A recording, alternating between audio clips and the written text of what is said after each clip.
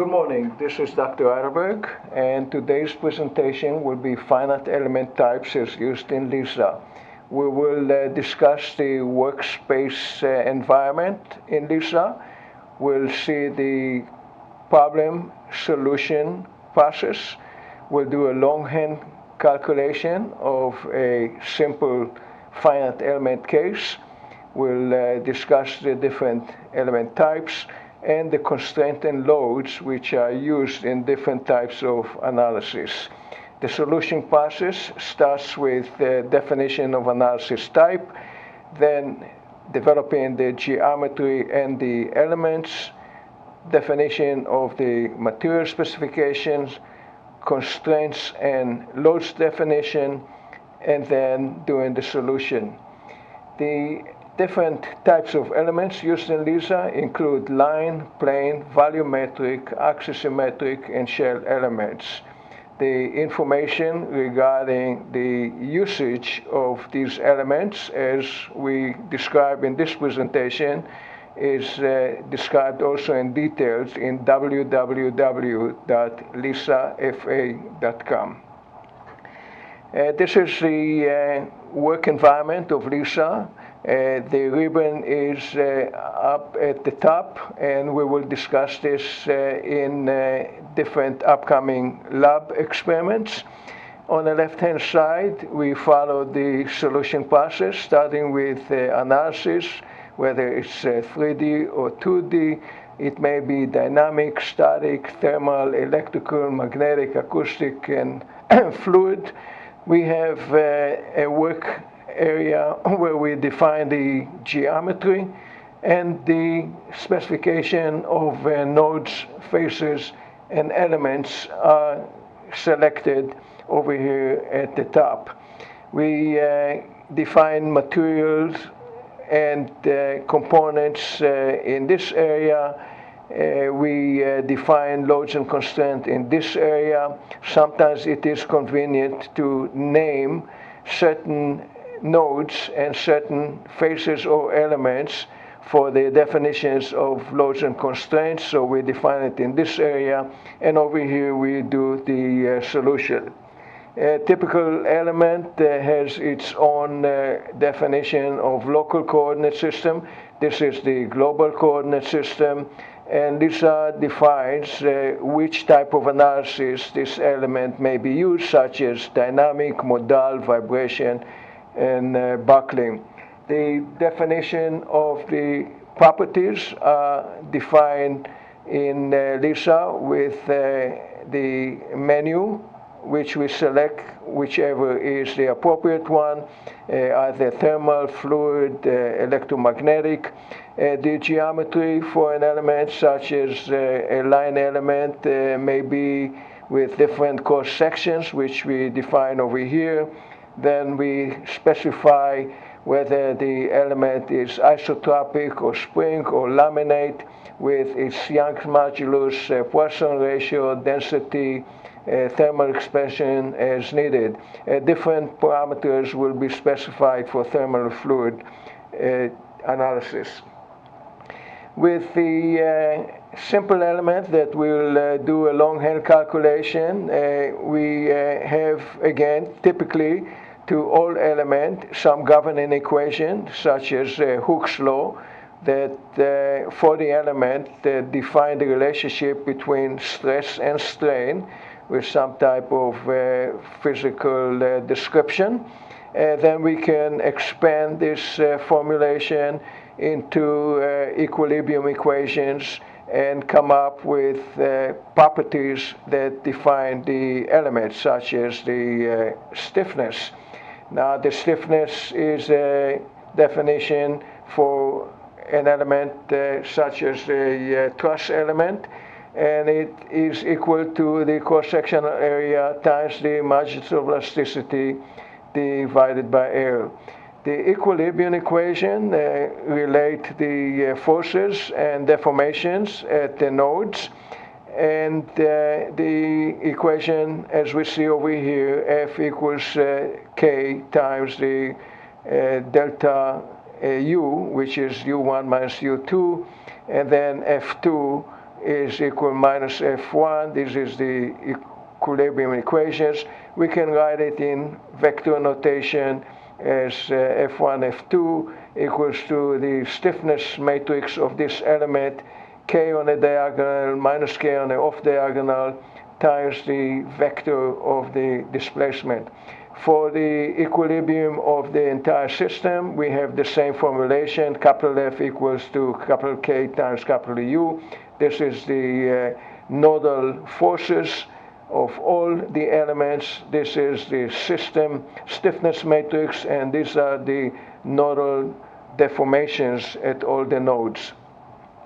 If you take a simple example over here where we have 3 elements, 1, 2, 3, each element has its own parameters that characterize it, and then we have 4 nodes, 1, 2, 3, and 4. For each element, we can write its own stiffness matrix, like this is element 1, K1, K1 on the diagonal, minus K1 off diagonal. And then we do this for each one of the elements. But at the nodes where elements are joined together, we have to sum their stiffnesses. Like at joint 2, we have the stiffness of both K1 and K2. Therefore, in this position over here, which is the interface between element 1 and 2, we have to add K1 and K2. And similarly over here, we have to add K2 and K3. The stiffness for the entire system, as we saw earlier, is capital K, and in order to solve these equations, we have to define the boundary conditions. U1, displacement at node 1, equals to 0, and F4, the force at node 4, equals to 100 newtons. The force at node 1 is unknown, and the displacement at node 4 are unknown. In order to solve for the displacement, you notice that we have to take the inverse of K1 and multiply it on both sides. Therefore, we'll have the inverse of K1 times F will be equal to identity matrix times U. We'll see this in a minute. To solve an example problem, we will define the parameters of each one of the elements that we saw earlier, 1, 2, and 3. 1 will be steel, 2 will be aluminum, and 3 carbon fiber. We'll define the radius. We'll assume these are rods. We'll calculate the area. We'll define the length of each rod. Then we'll specify the margins of elasticity for each material. And then we can calculate the stiffness for each element. K equals A times E divided by L. We have to make sure that all the units are compatible. Once we have the element stiffness, we can construct the system stiffness. And you notice that over here we have K1, which is this one, minus K1, and this element over here is K1 plus K2. And then we have minus K2, and this element is K2 plus K3, minus K3, and K3. Once we have the stiffness matrix for the system, then we partition it according to the boundary conditions. We realize that the element of the node 1, the displacement is 0, therefore this row could be eliminated, and we partition it to obtain 3 by 3 matrix, which is right in here. For node 2, 3, and 4, we copy them in using MathCAD, which allows us to very easily get the inverse of this matrix. We see it over here. Once we get the inverse of this matrix, then we multiply this matrix of inverse of stiffness matrix times the force vector of of nodes 2, 3, and 4, and then we come up with the solution over here of the displacements at nodes 2, 3, and 4.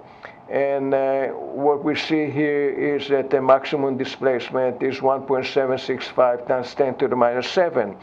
Once we have the displacements at 2, 3, and 4, we can add the displacement at node 1, and then we could multiply the original stiffness matrix that we come up with times the complete displacement vector to come up with the complete force vector at the node, and then we see that the solution for force at node 1 is minus 100 as expected to be equal and opposite to the force at node 4. When we do the same analysis using LISA, going through the selection of the analysis, constructing the geometry, and then defining the material for each one of the elements, and then running the analysis, we can see that the results shown pictorially in this area and the displacement at the tip of this element at what we called before node 4 is 1.762 e to the minus 7, which is very close to what we had before on a longhand, 1.765 times 10 to the minus 7. The different types of elements which are used in LISA, we mentioned earlier, they include linear, planar, and spatial, and they are defined over here as beam and truss for linear, shell for planar, and solid for the spatial. And we could see, for example, that the planar element include triangular with 3 nodes or 6 nodes. It includes quadratic, 4 nodes, 8 nodes, or 9 nodes. The difference in number of nodes allows us to increase the accuracy. When we have 2 nodes at the corner of a triangle, we can use linear interpolation for the variables. However, if we have another node in the middle of an element, then we can use a quadratic interpolation and get better accuracy. Similarly, over here we can use linear interpolation at the corners, and if we have a node in the middle, we can use quadratic, and if we have it in the center, we can actually use quadratic throughout the area of the element. We also notice that it is recommended when we have small features in an object to use higher resolution with smaller size elements, and when the features are large, we can use larger size elements. This is an example of 10-node tetrahedral elements. We also have hexagon elements. The axisymmetric elements actually solve a problem related to 3D case, but the solution itself is done with the surface of revolution in 2D. This is the area which we will rotate about the axis of rotation and get this element. The shell elements could be constructed by revolving line elements around an axis of rotation, or some shell elements or solid faces could actually revolve about axis of revolution to result in solid elements. LISA allows us to refine the number of elements by a click of a button, like we see over here. The number of nodes that LISA handles is around maximum of 30,000. It allows 1,300 nodes to be analyzed for free, and it also allows the objects to be imported from any third-party CAD models using STP and IGS models. The different types of analysis that LISA is doing are done with different types of elements which are specified in a manual. These pages are taken from the manual, and they also a definition of the type of loads and constraints. They solve certain types of equations, and the results are given accordingly, pictorially, with the features of the elements as we see over here. The example that we see over here relates to static. In a 2D analysis, we can use triangular element, 3 nodes, 6 nodes, quadratic, 4, 8, and 9. And the loads and constraint variables could be displacement, forces, pressures, moments, gravity, temperature, stresses, etc.